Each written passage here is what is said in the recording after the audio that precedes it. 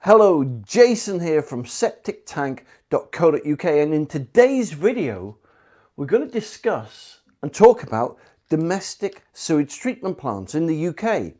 Alright, so we're going to answer questions like what are the different types of sewage treatment plants in the UK, how do they work, and which are the best, right? Okay, so let's get straight into this. Alright, so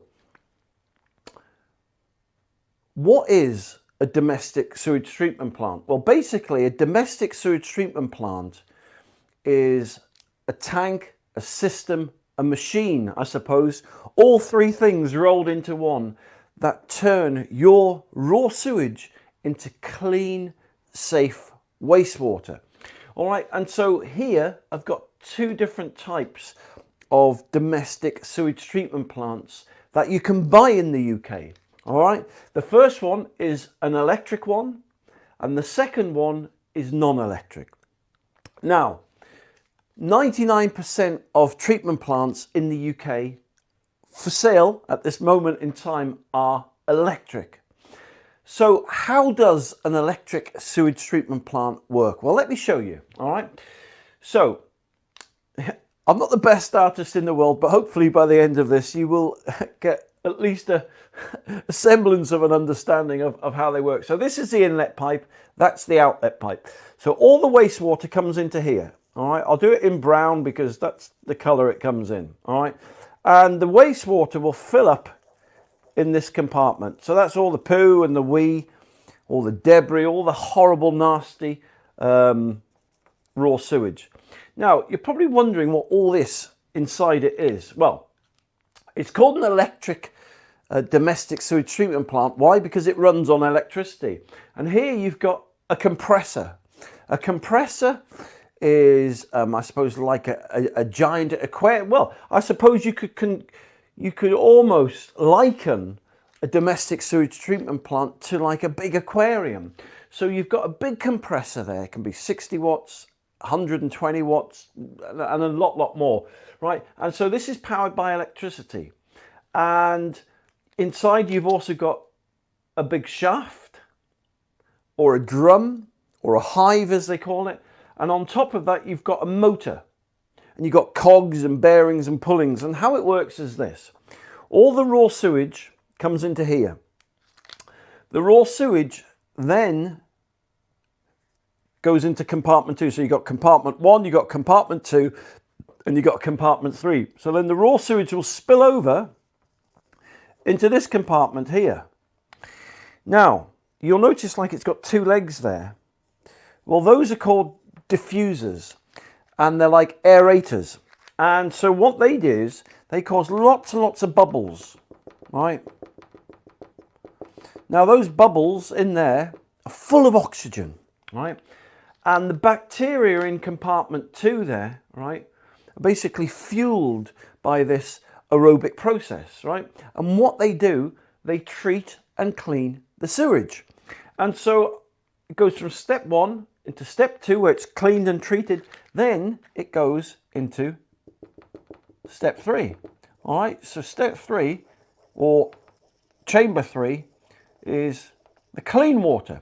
So you can see there's 3 stages there.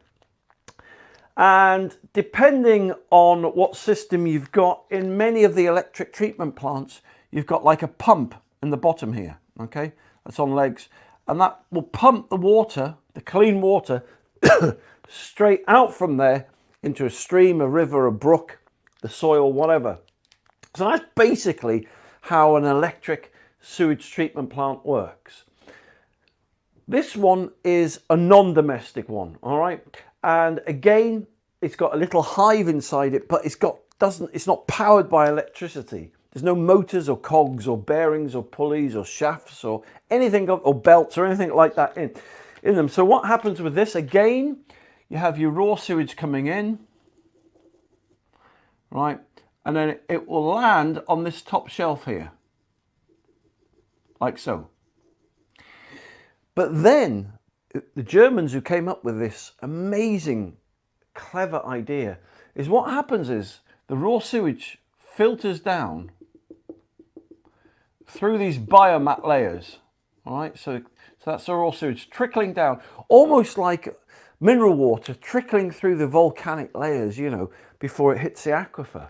And then what happens is, somewhere in here, in this hive, the sewage is converted into literally safe, clean, liquid mineral water, fertilizer. And then it drains down from there, drips down into like a sump here. And in that sump it collects and it reaches a certain height, and then that water will just naturally drain out into the soil, river, stream, brook, watercourse, whatever. So that's primarily the two different types of domestic sewage treatment plants in the UK, electric and non-electric. Now, as I said at the outset, electric have been around for 30, 40 years. That's in the UK, right? In Europe, many of the manufacturers now are leaning towards non-electric ones. They're slowly getting the idea in this country, but not a lot of manufacturers are converting over to that because it means changing their whole tool setup. So if you imagine, all the factories at the moment are geared up to produce the motors, the cogs, the bearings, the belts, you know, the molds, etc. But they'd have to completely retool and refit the factories and stuff. So whilst people do like non-electric, there's only a couple of non-electric sewage treatment plants in the country. So they both convert sewage into clean wastewater, all right? But it's almost ironic that you've got a system here that's full of water, full of moisture, and you've got, as I said, compressors, motors, bearings, shafts, belts, and everything into them. And so in time, they only come with a year's warranty, the electric ones, on the motors and the cogs and the bearings and the shafts and stuff like that.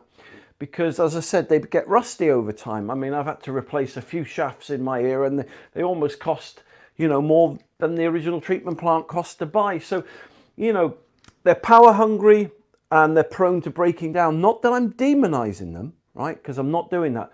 There's some very good systems out there, but I'm just saying the technology now is getting old. It's getting tired and it's getting worn. Personally, yes, call me biased, I lean towards the non-electric treatment plants because, number one, they can't break down.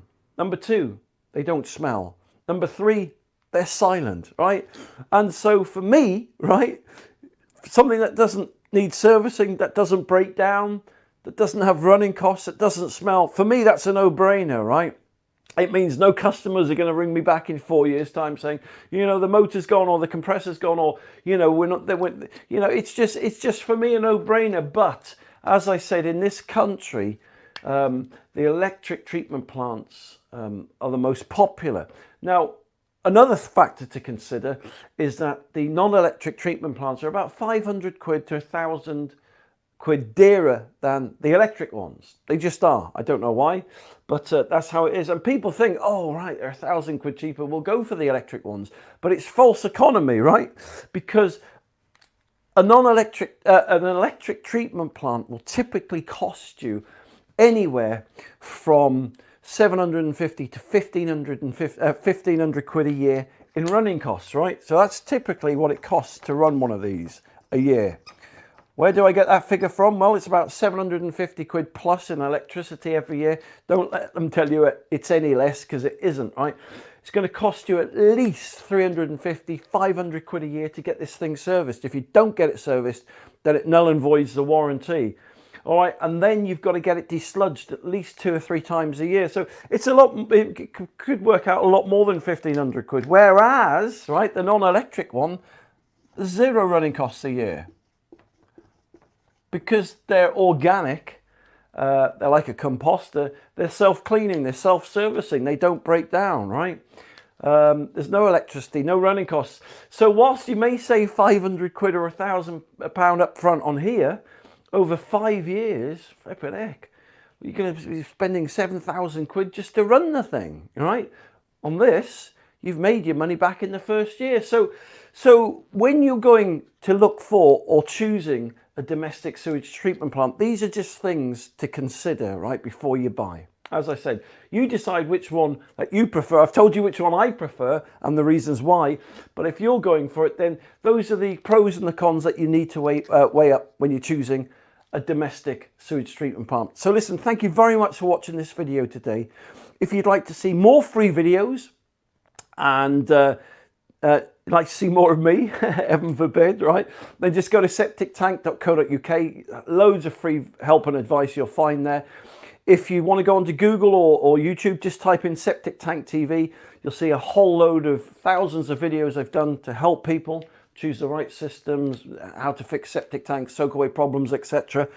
And if you subscribe to my YouTube Septic Tank TV channel, you're in with a chance to win £500 worth of free bacteria for your sewage system. So listen, thank you very much for watching this video today. You take care, and I'll speak to you soon.